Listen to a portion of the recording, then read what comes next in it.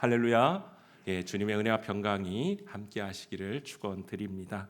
담임 목사님과 실행위원들을 위해서 계속해서 기도해 주시기를 부탁드리겠습니다. 사랑하는 성도 여러분, 부활절을 지나고 한 주간 주님의 은혜 가운데 잘 사셨습니까? 아멘이십니까? 아멘.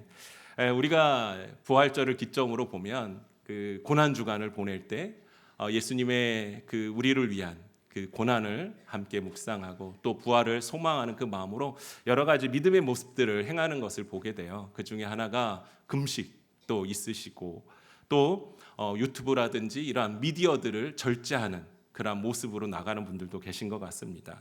또 묵상집을 만들어서 매일매일 말씀을 읽고 그 말씀을 묵상함으로 주님 앞에 나아가는 그런 모습도 있지요.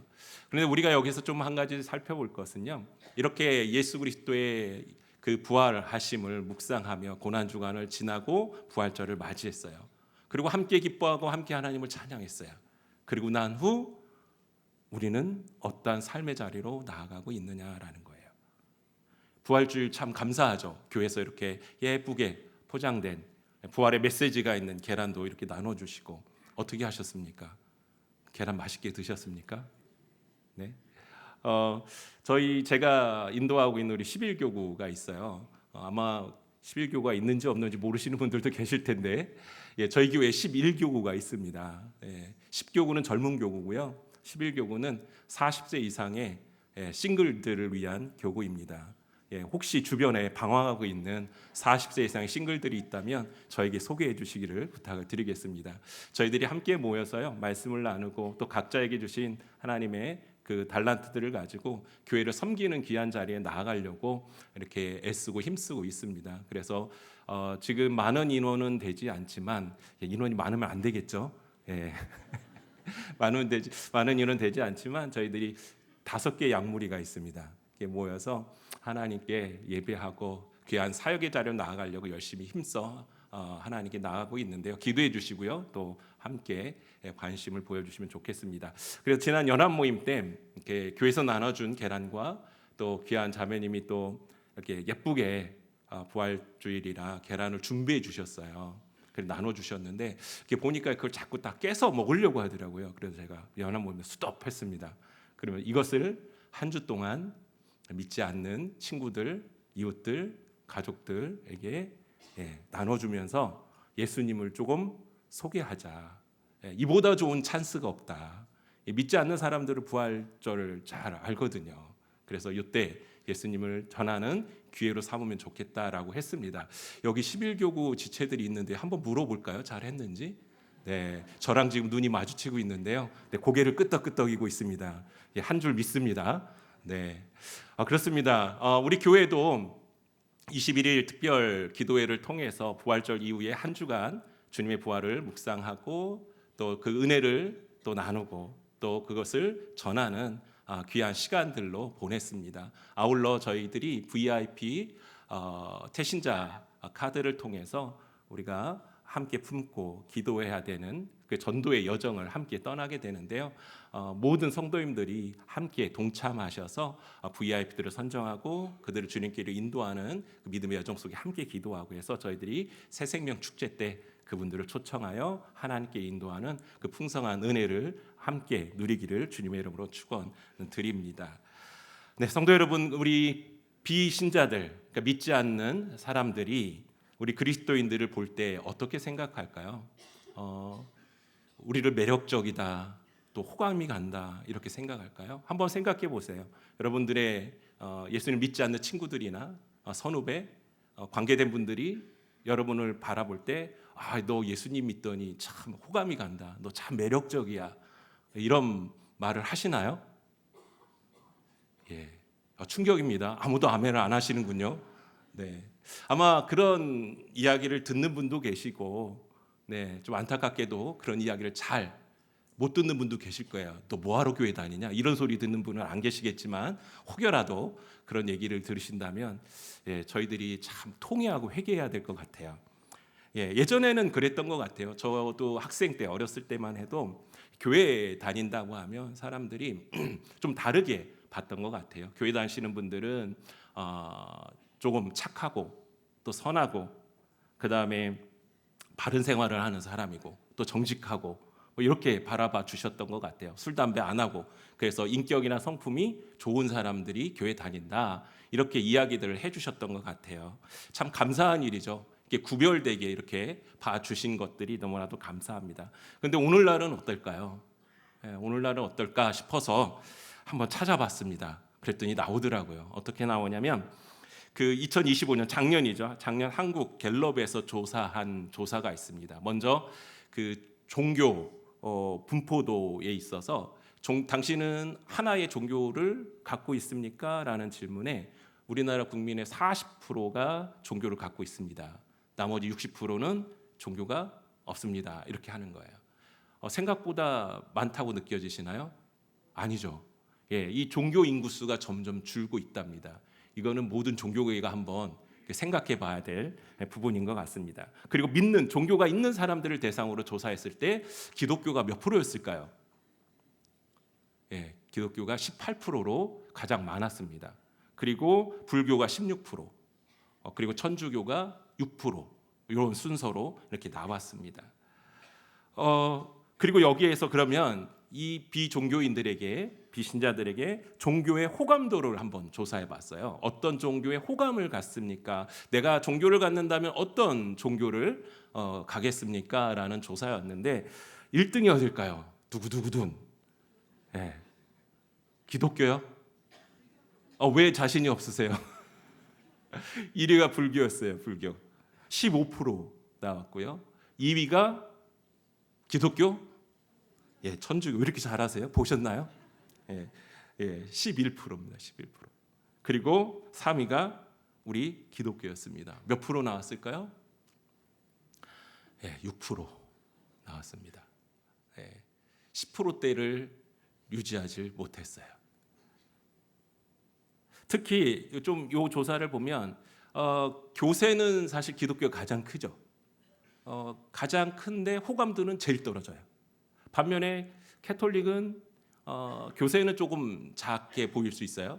타 종교에 비해서. 그런데 호감도는 제일 높은 것을 우리가 보게 되죠. 그래서 또 이렇게 살펴봤는데 이 기독교의 호감도를 보이고 있는 사람들 중에서 그럼 어떤 사람들이 호감도를 좀 많이 보이냐 이랬더니 5, 60대층 조금 연세가 드신 분들, 젊은 층은 호감도가 거의 없어요. 그러니까 우리 젊은이들 교회에서 안 보인다 떠난다 이러는데 저희들이 먼저 이 젊은 세대가 교회에 대한 호감을 가질 수 있도록 우리가 좀 준비해야 되지 않나라는 생각을 해보게 됩니다. 그리고 기독교 윤리실천운동본부에서 그래서 2026년 올 1월에 한국 교회 사회적 신뢰도 여론조사를 한 결과가 있습니다. 그래서 한국 교회를 당신은 신뢰하십니까? 라는 질문을 한 거예요. 그랬는데 결과가 어떻게 나왔냐면 신뢰한다, 신뢰하지 않는다, 무응답 이렇게 됐거든요. 신뢰한다 몇 프로 여러분들이 대답해 보세요. 네? 50%? 더 써요? 더 낮춰요? 40%? 더 낮춰야 됩니까? 30%? 이 정도면 됐나요? 네. 몇 프로냐면요. 19%입니다. 20%도 안 돼요. 신뢰하지 않는다가 75%예요. 그리고 무응답이 6%. 20%를 기록하지 못한 게 처음이랍니다.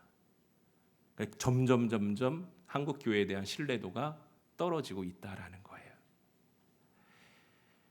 그래서 한국 교회가 신뢰도가 계속 낮아지고 있는데 이 신뢰도를 회복하기 위해서 한국 교회가 그럼 어떻게 해야 되느냐 이런 질문에서 몇 가지 아마 보기를 준 것 같아요. 그런데 거기에서 가장 높게 나온 게 59%예요.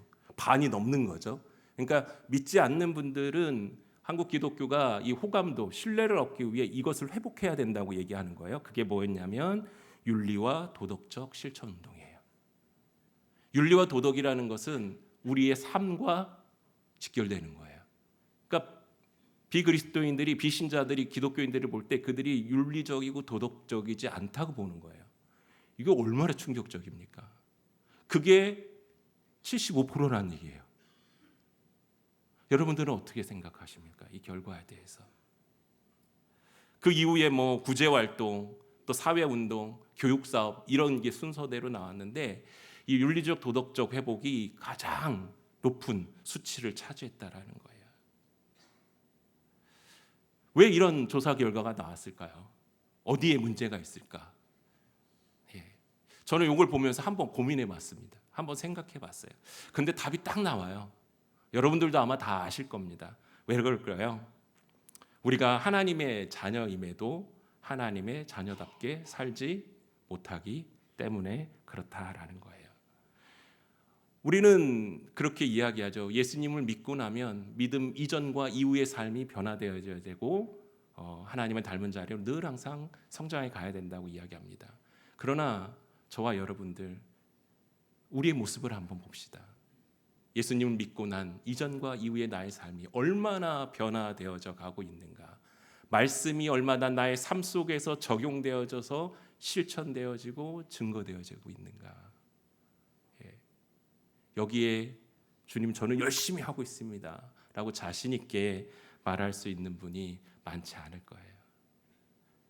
그렇기 때문에 믿지 않는 사람들이 저희들을 볼 때 윤리적으로 도덕적으로 깨끗하지 않고 끼리끼리 자기들끼리 서로 의롭다고 하면서도 사랑과 용서를 말하면서도 자기들끼리 싸우고 지지고 볶고 있다, 이렇게 보는 거예요. 그러니 매력을 못 느끼죠. 예수님의 부활을 경험한 제자들은 어떠한 삶을 살았는지 한번 묵상해 보십시오. 우리가 잘 알고 있듯이 예수님의 부활을 경험한 제자들은 예수님의 공생의 기간 동안 함께하며 배우고 듣고 경험했던 것들에 대해서 부활하신 예수님을 만난 후 이들은 어땠습니까?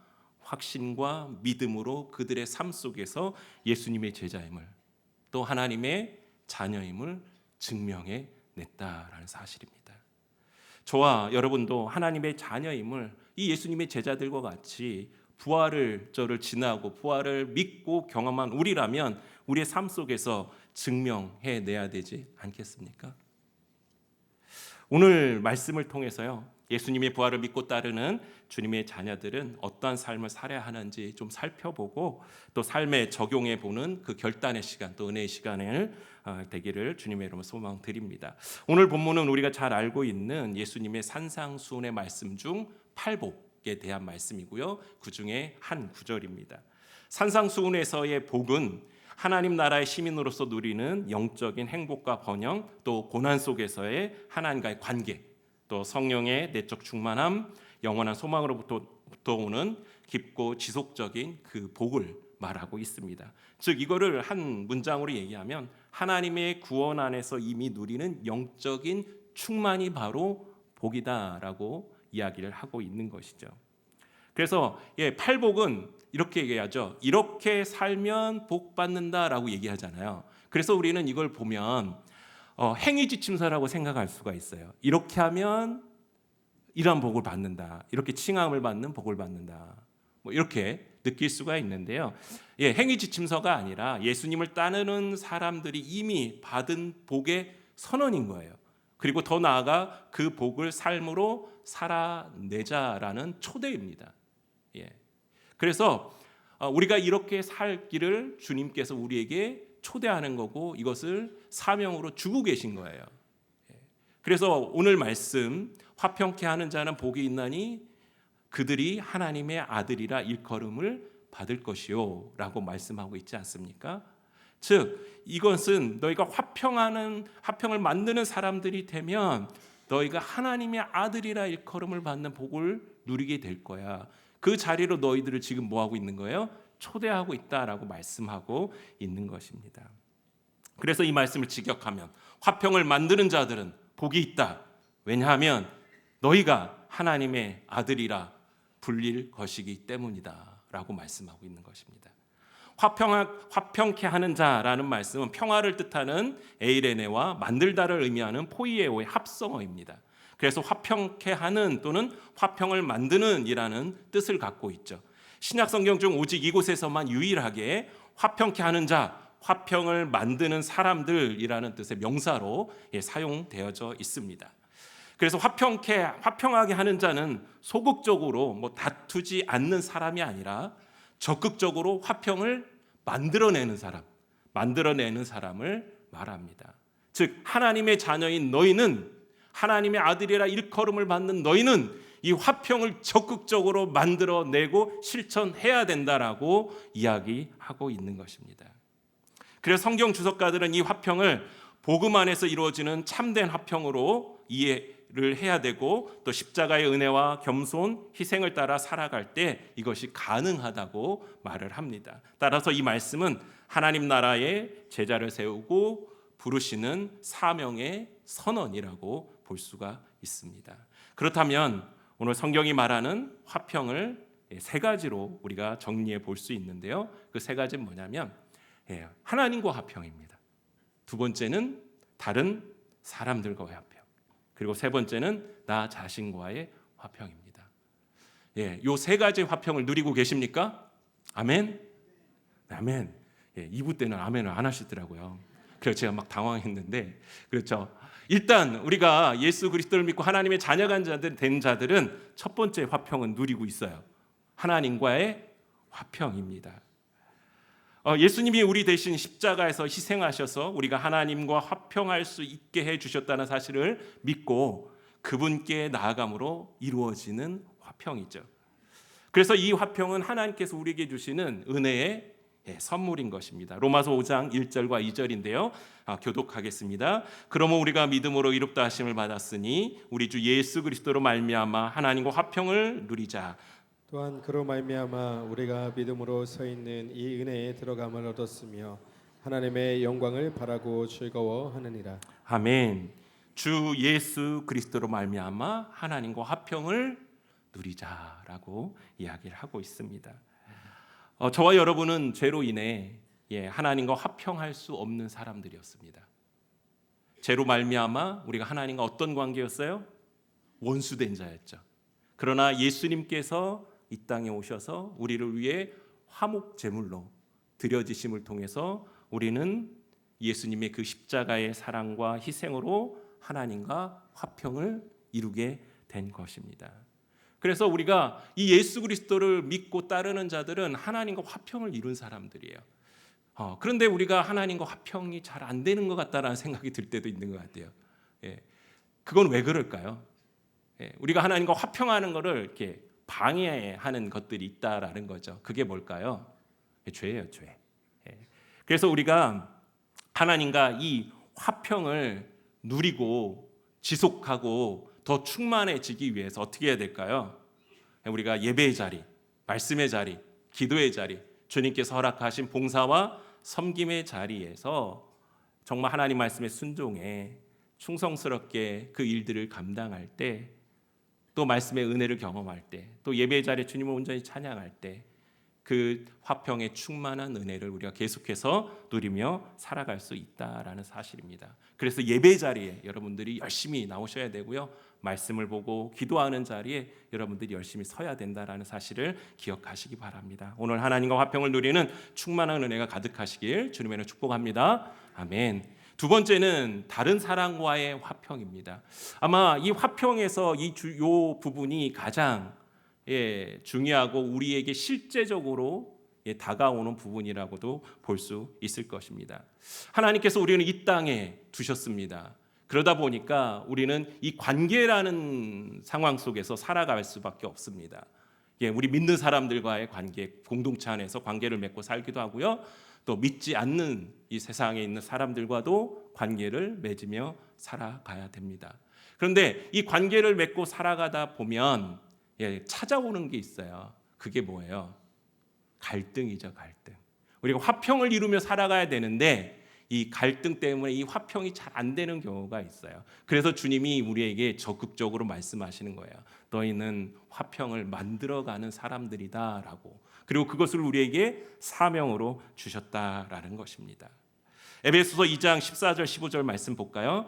그는 우리의 화평이신지라 돌로 하나를 만드사 원수된 것 곧 중간에 막힌 담을 자기 육체로 하시고 법조문으로 된 계명의 율법을 폐하셨으니 이는 이 둘로 자기 안에서 한 새 사람을 지어 화평하게 하시고. 아멘.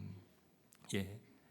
이 둘로 하나를 만드셨다라는 거, 이거 하나됨이죠. 연합을 이야기하는 것입니다. 여기 언급된 화평은 갈등과 싸움이 없는 것만을 말하지 않습니다. 하나됨은 사람들 사이에 참된 조화, 또 이해와 용납, 그리고 선한 뜻이 있는 것을 가리킵니다. 그래서 하나님은 우리를 불러서 로마서 12장 18절 말씀과 같이 할 수 있거든 너희로서는 모든 사람과 더불어 화목하라라고 말씀하고 있는 것입니다. 여기서 말하는 화목은 내 이웃을 내 몸과 같이 사랑하라는 계명에 순종할 때 얻게 되는 결과입니다. 그래서 효과적인 그리스도인의 증거가 되려면 다른 사람과의 화평이 필수적인 요소다라는 사실입니다. 다른 사람과 갈등을 빚고 있고 다른 사람과 막 이렇게 다투고 있는데 예수님을 전하면 그분들이 예수님을 받아들이겠습니까? 우리가 우리의 삶 속에 날마다 다른 사람과 갈등을 유발하는 유발자로 서 있는데 저 사람이 믿는 하나님 믿으십시오 하면 믿겠습니까? 그렇죠. 신뢰하지 않고 호감도가 떨어지는 거죠.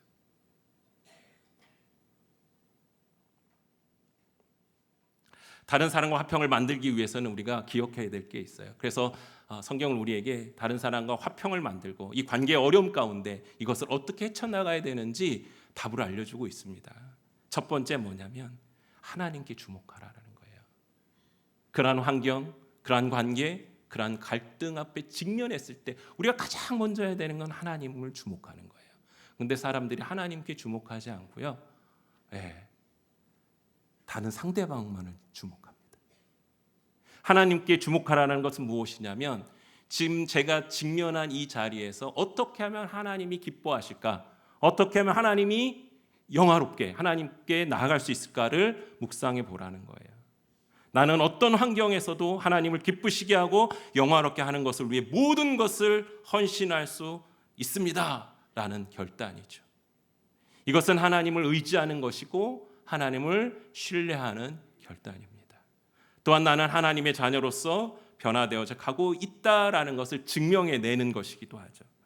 그래서 다른 사람과 화평을 만들어가는 사람들은 기꺼이 하나님을 기쁘시게 하는 것, 하나님을 영화롭게 하는 것을 위해 헌신할 수 있고 나를 내려놓을 수 있는 거예요. 그죠? 하나님이 예수님을 통해서 우리를 하나님과 화평케 하셨어요. 그 은혜를 선물로 주셨어요. 그리고 다른 사람들과 화평하라 말씀하시면서 그 관계 속에서 어려움이 있을 때 하나님을 먼저 바라보게 하셨어요. 그리고 그 가운데 하나님 기뻐하시는 게 뭘까를 먼저 생각하게 하시고 나를 영화롭게 하라. 이 일을 통해 나를 영화롭게 하라라고 말씀하고 있다라는 거예요. 그렇다면 우리가 어떻게 행동해야 될지를 깨닫게 됩니다. 두 번째는 하나님을 주목했다면 그 다음은 나를 바라보는 거예요. 나 자신을 먼저 바라보는 것입니다. 마태복음 7장 3절 말씀 우리가 잘 아는 말씀입니다. 함께 봉독합니다. 어찌하여 형제의 눈 속에 있는 티는 보고 내 눈 속에 있는 들보는 깨닫지 못하느냐. 또 마태복음 7장 5절 말씀입니다. 외식하는 자여 먼저 내 눈 속에서 들보를 빼어라. 그 후에야 밝히 보고 형제의 눈 속에 티를 빼리라. 아멘. 우리는요 자꾸 이 갈등 상황 또 문제에 직면했을 때 나를 바라보기보다는 하나님을 바라보기보다는 상대방을 바라봅니다. 그러면서 뭐라 그래요? 쟤 때문에 이런 얘기 많이 하죠. 저 사람 때문에 저 사람이 이래서 저 사람이 나를 공격해서 이렇게 이야기합니다. 그런데요 이거 아시잖아요. 네. 소리는 어떻게 된다고요? 마주칠 때 나는 거예요. 그래서 우리가 하나님을 주목했다면 하나님 우리에게 말씀하세요. 너를 먼저 바라보라고. 말씀에 내 자신을 비춰보면 우리의 연약함을 발견하게 됩니다. 우리의 부족함을 발견하게 되죠. 그렇게 될 때 우리의 모습은 어떻습니까? 하나님께 겸손히 무릎 꿇고 기도하게 됩니다. 회개의 자리로, 은혜의 자리로 나아갈 수 있는 것입니다. 하나님 베푸신 그 은혜를 우리가 기억하게 된다라는 거예요. 세 번째는 어떻게 합니까? 이제 타인을 바라보는 것입니다. 타인을 바라보아서 타인에게 가서 따지고 뭐 이게 아니라 하나님 우리에게 타인을 바라볼 때 어떻게 바라보라고 말씀하시냐면 하나님께서 예수 그리스도를 통해서 우리를 사랑하신 그 사랑으로 바라보라고 이야기하십니다. 이 말씀은 상대를 용납하고 용서하라는 것이죠. 에베소 4장 32절입니다. 서로 친절하게 하며 불쌍히 여기며 서로 용서하기를 하나님이 그리스도 안에서 너희를 용서하심과 같이 하라. 네. 하나님이 그리스도 안에서 너희를 뭐 하신 같이요? 용서하심과 같이 하라. 네. 이것을 기억한다면 회복되지 못할 관계가 있을까요? 네. 근데 왜 우리가 이게 잘 안 될까요? 하나님께 주목하지 않아서 그래요. 나를 바라보지 않아서 그래요.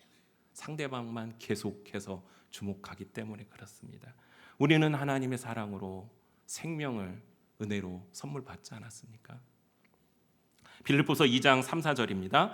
아무 일에든지 다툼이나 허용으로 하지 말고 오직 겸손한 마음으로 각각 자기보다 남을 낮게 여기고 각각 자기 일을 돌볼 뿐더러 또한 각각 다른 사람들의 일을 돌보아 나의 기쁨을 충만하게 하라. 아멘.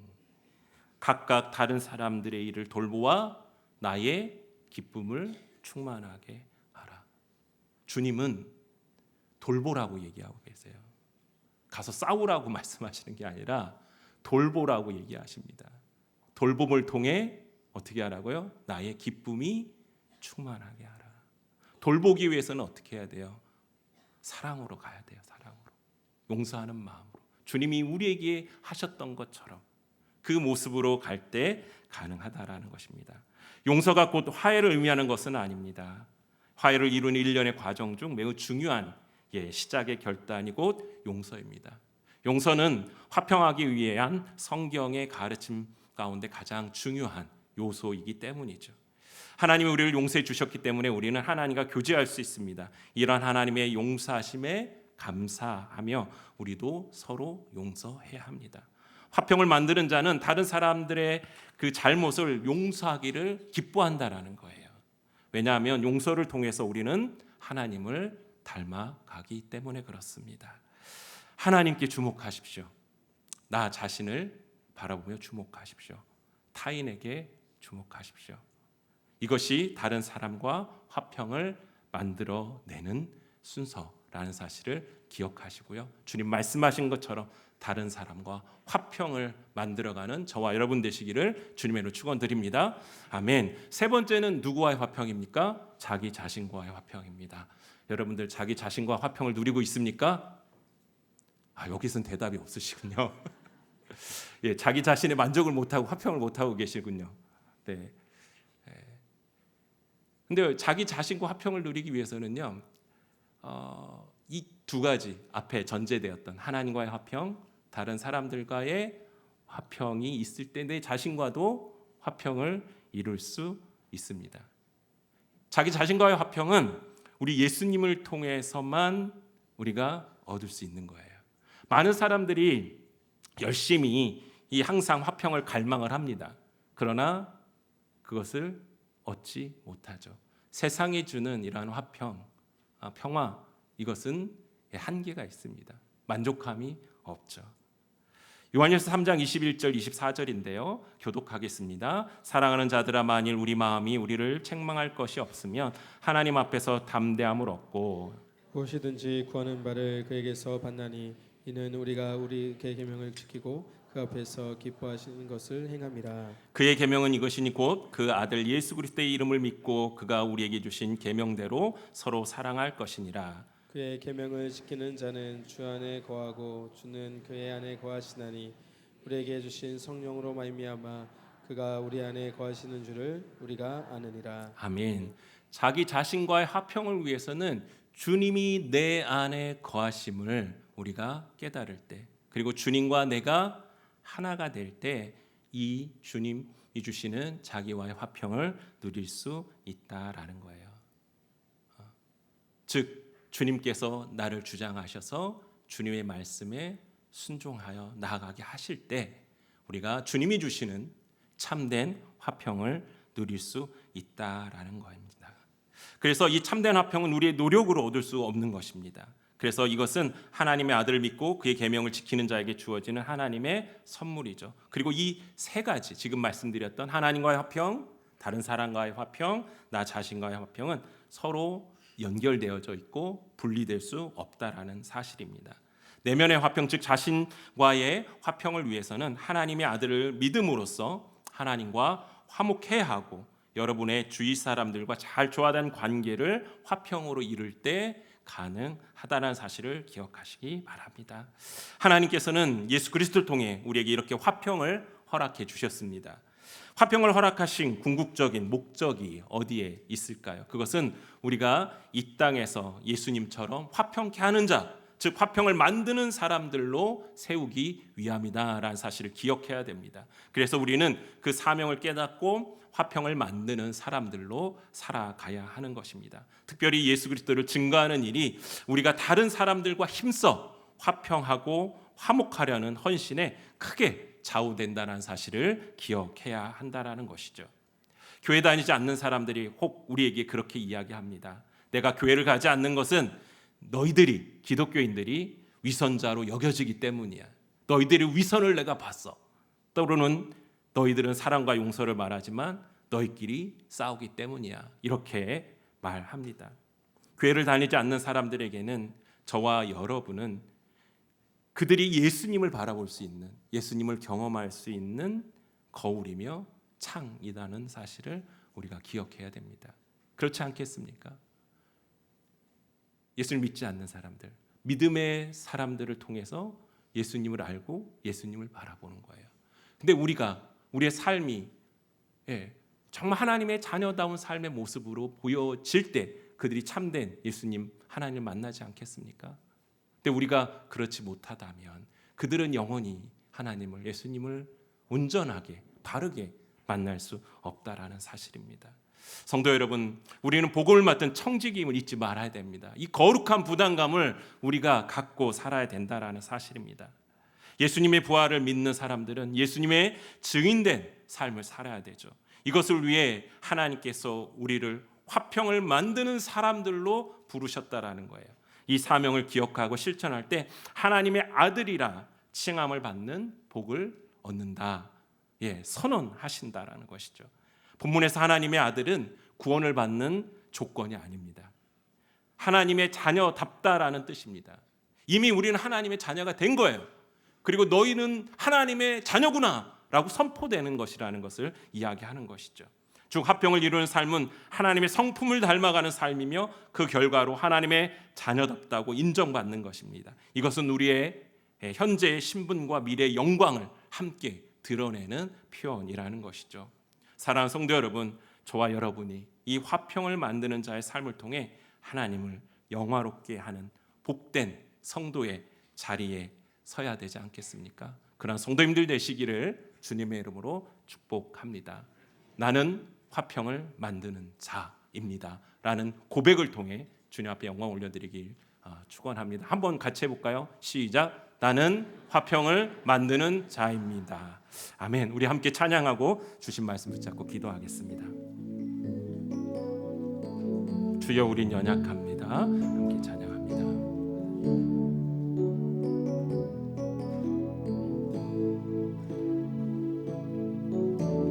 주여, 우린 연약합니다. 우린 오늘을 힘겨워합니다. 주 뜻 이루며 살기에 부족합니다. 우린 연약합니다. 주여, 우린 넘어집니다. 주여, 우린 넘어집니다. 오늘 하루 또 실수합니다. 주의 긍휼을 구하는 죄인입니다. 우리 주만 바라봅니다. 한없는 주님의 은혜, 한없는 주님의 온 세상 위에 넘칩니다. 가릴 수 없는 주 영광, 온 땅 위에 충만하시네.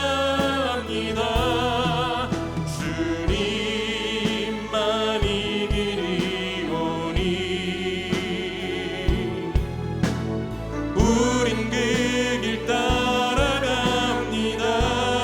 그날에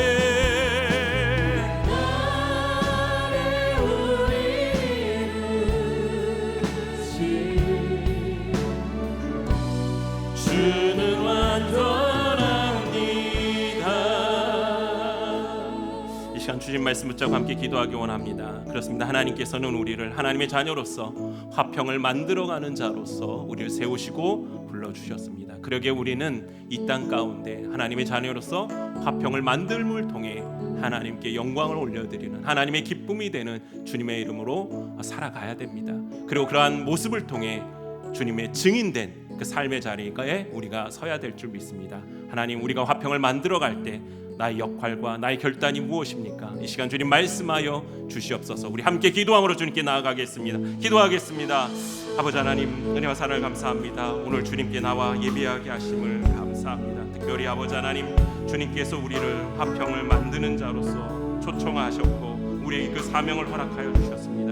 그리고 아버지 하나님, 우리가 그 사명 앞에 온전히 순종하여 나아갑니다. 하나님과의 화평, 또 다른 사람들과의 화평, 자기 자신들과의 그 화평을 위해 정말 예수님께서 허락하신 그 화평을 깨닫고 온전히 순종하며 나아감을 통하여 아버지 예수 그리스도를 증거하는 일 가운데 우리가 힘써 화평하고 화목하려는 그 헌신 가운데 그 마음을 모을 수 있도록 하나님 인도하여 주시옵소서. 우리는 복을 맡은 청지기입니다. 그러게 하나님, 그것을 위해서 또 부활을 믿는 아버지 하나님 사람들로서 예수님의 증인된 삶의 자리에서 그 화평을 만듦을 통하여 아버지 하나님, 예수를 믿지 않는 자들에게 예수님을 온전히 증거하는 그 믿음의 자리에 저희도 설 수 있도록 하나님 인도하여 주시옵소서. 그렇게 인도하실 주님을 찬양합니다. 우리 다 함께 일어나 찬양합니다. 한없는 주님의 은혜.